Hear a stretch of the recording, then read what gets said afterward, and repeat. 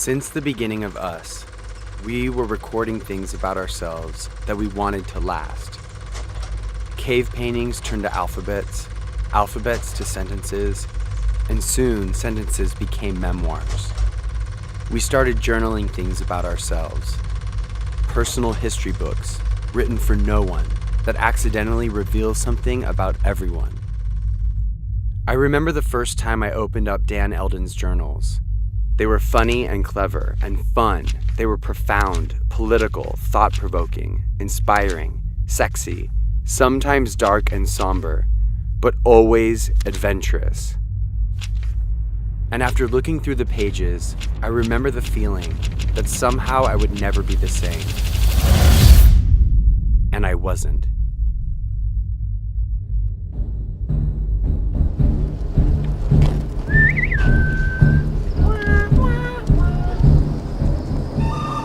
Get it well. There's a new sheriff in town. This is Dan Eldon, artist, adventurer, cowboy. We're going to be flying in the air below 4,000 feet to avoid radar detection. Dan has always seen things others could not see. He was just born with a vision. Well, that was another harrowing Black Ops mission, successfully completed. This is Dan Eldon, Kittengela. Turn that bloody thing off. I'll see you in court. Alright, see you. Dan grew up in Nairobi, Kenya, and from a very young age, his mother, Kathy, encouraged him to keep journals and take photographs. As a teenager, he spent his days exploring the world around him in his beat-up Land Rover, which he named Desiree. He learned on the road rather than by the book. He journaled that with Des, the destination didn't matter. The pleasure was simply in going.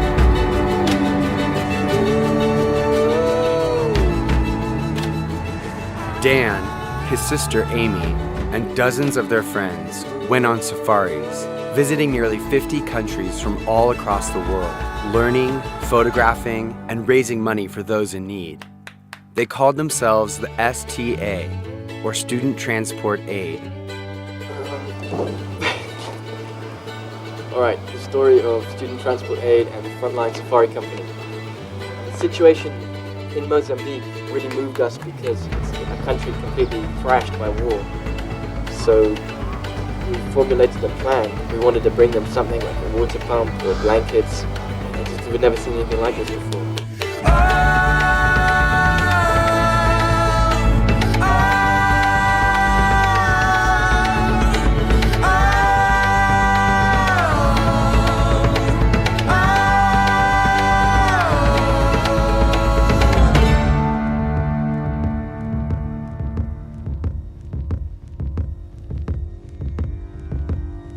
And with his camera, he began traveling to war zones to document and bring life to unfamiliar conflicts.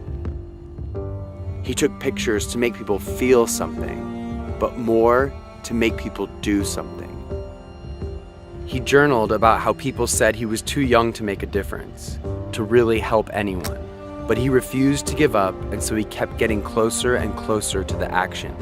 After hearing about the growing famine and violence in Somalia in 1992, he packed up his camera and immediately booked his plane ticket. We're now on the outskirts of southern Mogadishu. Soon his photos of the war spread all over the world, making a double-page spread in Newsweek magazine. And at 22 years old, he became the youngest photojournalist hired by Reuters. He witnessed horrible things, but always found ways to help. Nothing could stop him. It was what he was made to do.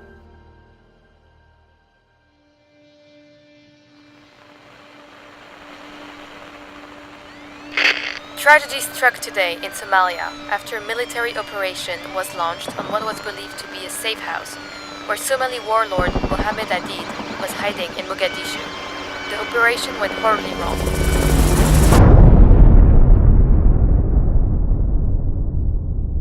One day you'll wake up, not realizing it is your last. July 12th, 1993 was that day for Dan. Survivors from the operation gathered journalists from a nearby hotel to take pictures of the destruction. A mob, angry at what had happened, attacked the journalists. Among them was 22-year-old Dan Eldon. He and 3 others were stoned and beaten to death.